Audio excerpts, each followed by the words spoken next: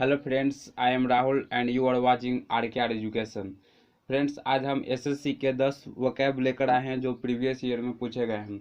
और previous year के vocab जो होते हैं, वर्ड्स होते हैं, वो अक्सर अगले एग्जाम में, नेक्स्ट एग्जाम में पूछे जाते हैं, या हर एक एग्जाम में प्रीवियस ईयर के क्वेश्चन या वर्ड्स को पूछा जाता है। तो इसलिए हम प्रीवियस ईयर के वोकैब को यानी वर्ड्स को लेकर आए हैं, ताकि आपको बहुत ही ईजी तरीके से, आसान तरीके से आप एग्जाम में अच्छे तरीके से अटेम्प्ट कर पाए और अच्छा आंसर ले जाए, अच्छा मार्क्स लेकर आए।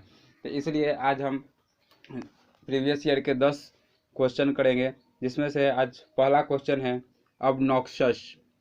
ऑब्नॉक्शस जिस वर्ड के लास्ट में ओ यू एस होता है वो एडजेक्टिव की तरह यूज होता है। जिस वर्ड के लास्ट में ओ यू एस होता है वो एडजेक्टिव की तरह यूज होता है। इसका प्रोनाउंसिएशन हो जाएगा ऑब्नॉक्शस।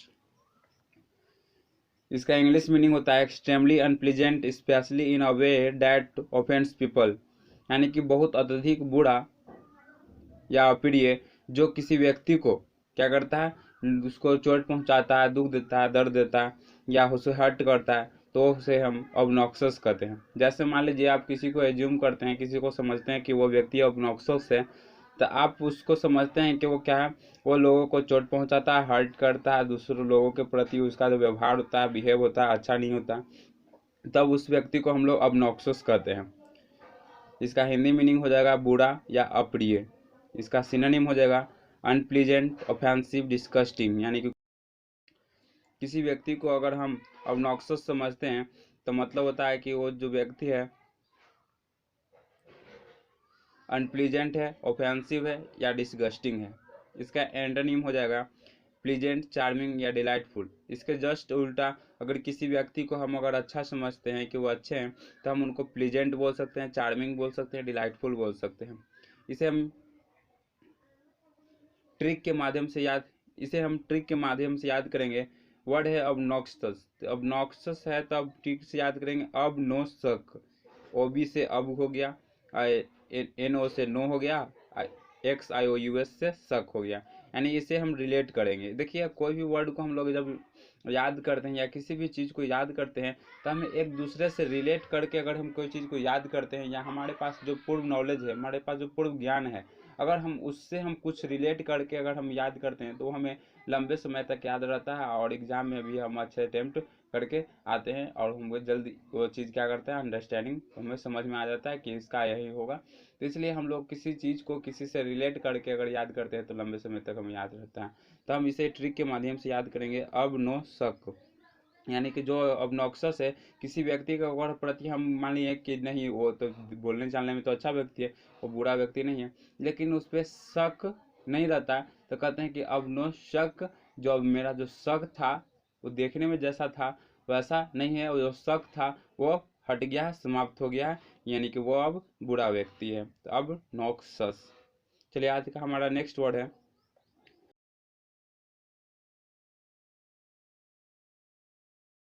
कवनंट।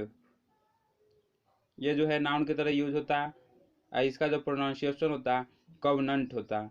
हिंदी में भी हम दे दिए हैं, ताकि लोगों को बहुत प्रॉब्लम होता है प्रोनाउंसिएशन में, तो प्रोनाउंसिएशन में कोई दिक्कत ना हो, इसलिए हम उसे हिंदी में भी दे दिए हम।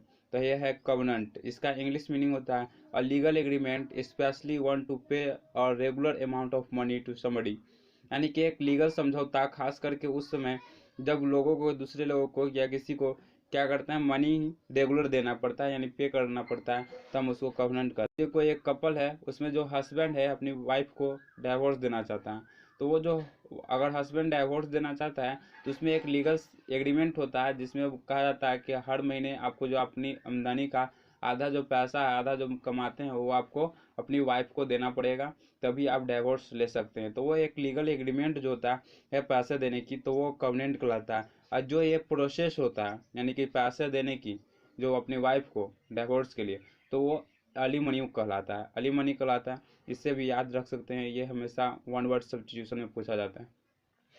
तो कवनेंट का अदर सिनोनिम हो जाएगा कॉन्ट्रैक्ट, एग्रीमेंट, प्रॉमिस। एंटोनिम हो जाएगा सजेशन, हिंट या नोटिस। देखिए, हम लोग क्या करते हैं कि कॉन्ट्रैक्ट है, एग्रीमेंट, प्रॉमिस सिनोनिम है। इसका एंटोनिम हो जाएगा सजेशन, यानी कि कोई भी वर्ड जो कॉवेनेंट है वो क्या करते हैं, एग्रीमेंट करते हैं, लेकिन हम जो एंटोनिम आ जाते हैं तो उसको हम क्या करते हैं, एग्रीमेंट ना करके सजेशन, हिंट या नोटिस में ही हम लोग काम समाप्त कर लेते हैं। तो इसका जो ट्रिक है, कवनंट, कब से हो जाएगा, कभी नंट से नोट, यानी कभी नोट न दे। या देखिए कोई भी व्यक्ति होता है वो अपने पैसे को, आमदनी को कोई भी दूसरे को देना नहीं चाहता है, तो यहाँ पे हो जाएगा, इससे ट्रिक बन जाएगा कभी नोट नहीं दे, है ना, कभी नोट नहीं दे। लीगल एग्रीमेंट जो होता है वो हम नोट देने का न करें।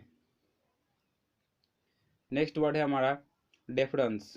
डेफरेंस जो है एक नाउन की तरह यूज होता है, जिस वर्ड के लास्ट में ENCE या ANCE होता है वो नाउन की तरह यूज होता है। इसका जो प्रोनाउंसिएशन हो जाएगा डेफरेंस, डेफरेंस, जिसका इंग्लिश मीनिंग होता है polite behaviour that you show towards somebody या something usually you respect him या हर, यानी कि एक ऐसा बिहेवियर जिसमें वो लोगों को क्या करता है, लोगों को प्रति वो आदर और सम्मान दिखाता है, वो डेफरेंस कहलाता है। मान लीजिए सभी लोग जो है क्या करते हैं, अपने से बड़े लोगों को डेफरेंस करते हैं, यानी कि आदर और सम्मान करते हैं।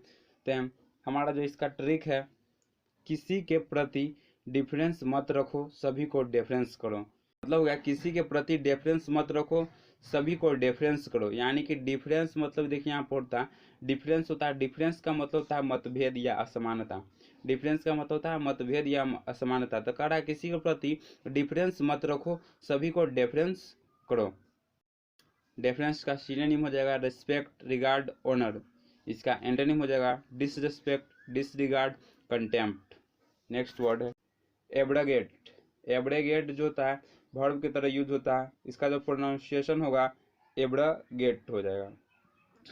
इसका English meaning to end a law and agreement, यानी किसी भी लॉ का या किसी भी एग्रीमेंट का समाप्त होना, खत्म कर देना, वो क्या कहलाता है, एब्रोगेट कहलाता है। जैसे देखिए अभी लॉकडाउन 14 तारीख को समाप्त होने वाला था, लेकिन स्थिति और परिस्थिति को देख करके क्या किया गया कि लॉकडाउन को एब्रोगेट नहीं किया गया, समाप्त नहीं।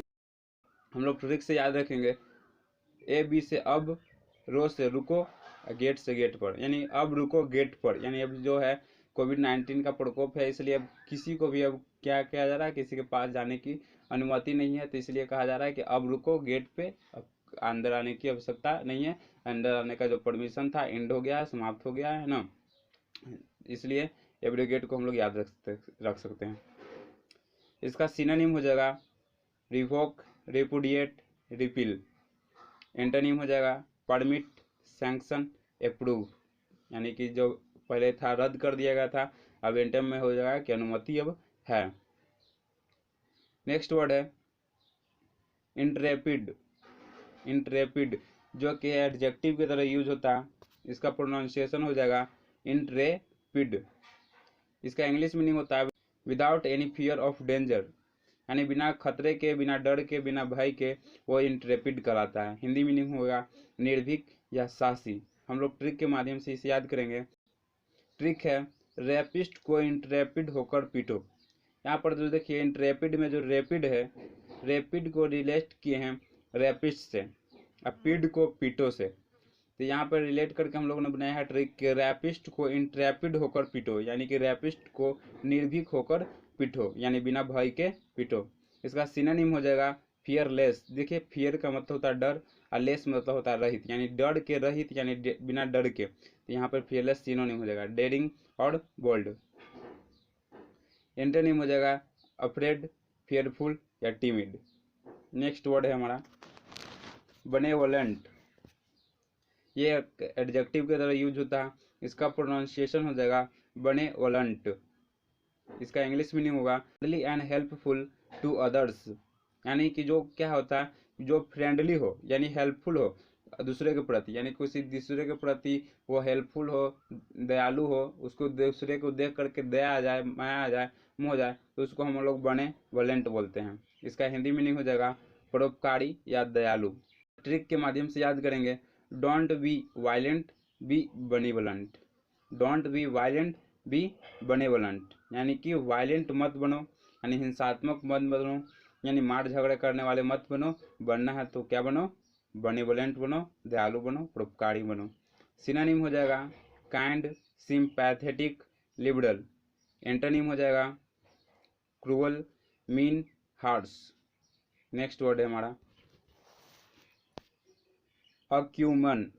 अक्यूमन जो है एक नाउन की तरह यूज होता है, इसका जो प्रोनाउंसिएशन हो जाएगा अक्यूमन।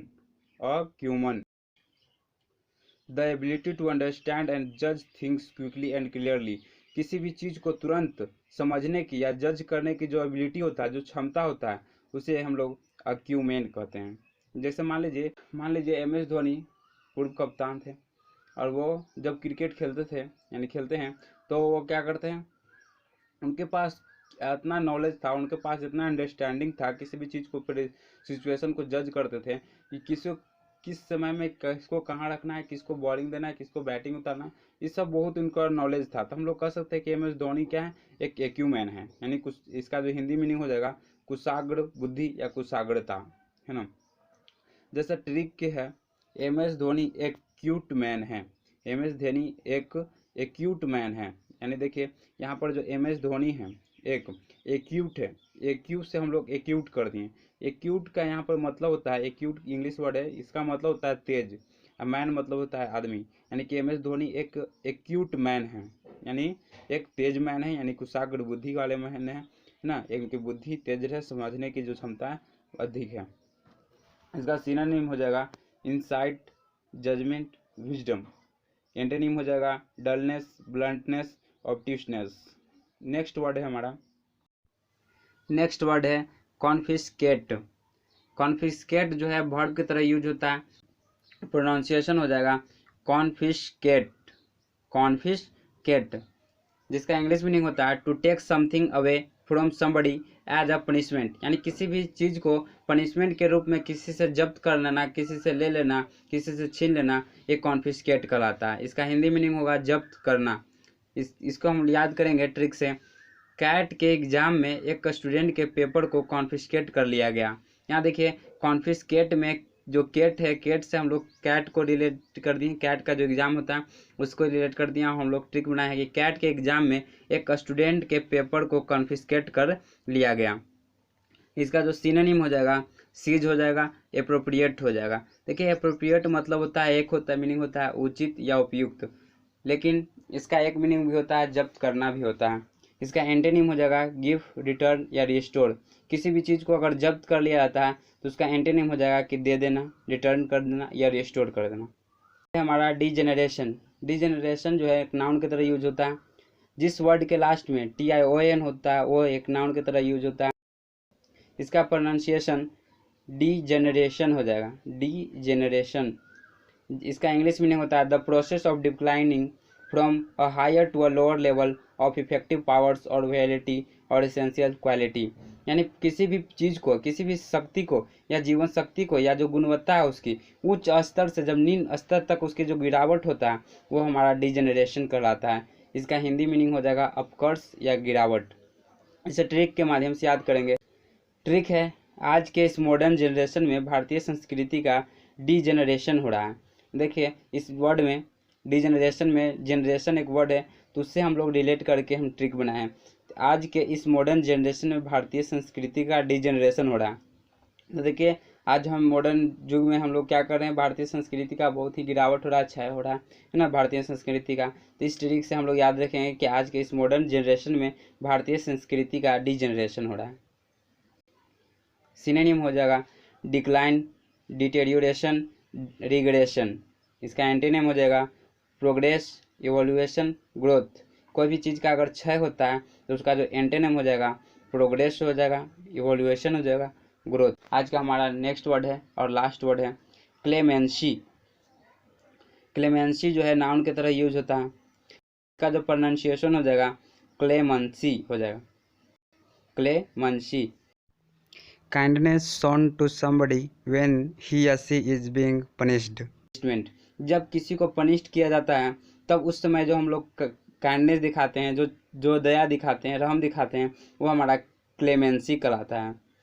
ये जो है कानून के रूप में होता है, लॉ में होता है। जब मान लीजिए कि कोई कोर्ट में क्या किया जाता है, किसी को पनिशमेंट दिया जाता है तो उसको कहा जाता है पैसे दे दिया जाता है कि आपको इतना क्षतिपूर्ति करना पड़ेगा पैसे देकर, और उसके सज़ा को कम कर दिया जाता है। तो ये जो होता है क्लेमेंसी कहलाता है। इसको याद रखेंगे हम लोग। उस मुंशी पर कोर्ट ने क्लेमेंसी दिखाया, उस मुंशी पर कोर्ट ने क्लेमेंसी दिखाया, यानी कि उस मुंशी पर कोर्ट ने क्या किया, क्लेमेंसी दिखाया, उसके सज़ा को कम कर दिया या क्षमा कर दिया, है ना, माफ़ कर दिया। इसका जो सिनोनिम हो जाएगा मर्सी, ह्यूमैनिटी या कंपैशन हो जाएगा, कंपैशन। एंटोनिम हो जाएगा punishment, mercilessness, hard heartedness. I hope आज का ये सेशन आपको बहुत अच्छा लगा होगा। अगर आज का ये सेशन आपको अगर अच्छा लगा हो तो इस सेशन को लाइक, सब्सक्राइब और शेयर करना ना भूलें। और आपके लिए आज होमवर्क भी है कि जो 10 वर्ड्स आज हम लोग याद किए हैं उसको MCQ में दे दिए हैं, आप इसे बनाएं और इसे चेक कर ले, खुद स्क्रीनशॉट ले लें, 5-5 सेकंड में आएगा।